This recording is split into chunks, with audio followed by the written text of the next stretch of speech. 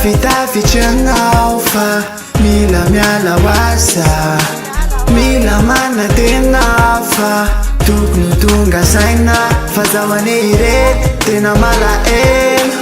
Milo tapy milo vety fazahoane irety tena malaelo, malaelo anao.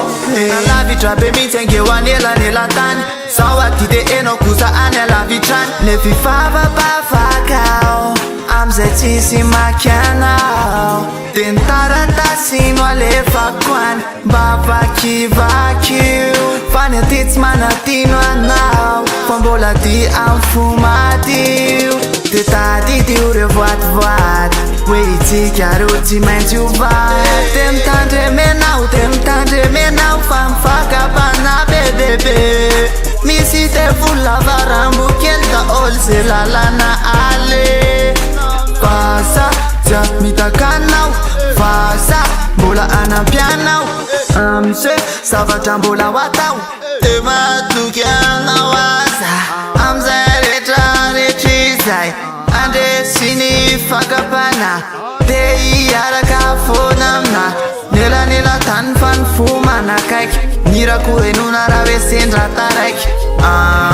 Tena marina zany. Lavitavitranao fa mila miala hoaza, mila manatena fa tokony tonga saina fazahoane irety tena malaelo.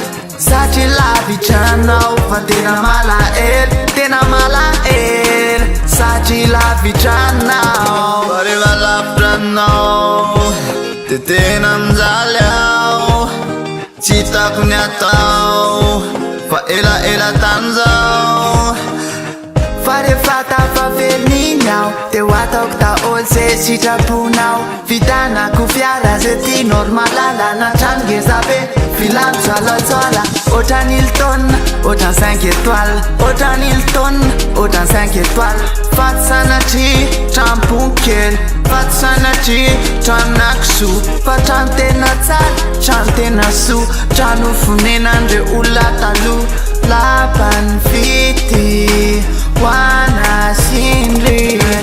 Lavitavitranao fa mila miala hoaza, mila manatena fa tokony tonga saina fazahoane irety tena malaelo. Satria lavitranao fa tena malaelo, tena malaelo. Satria lavitranao.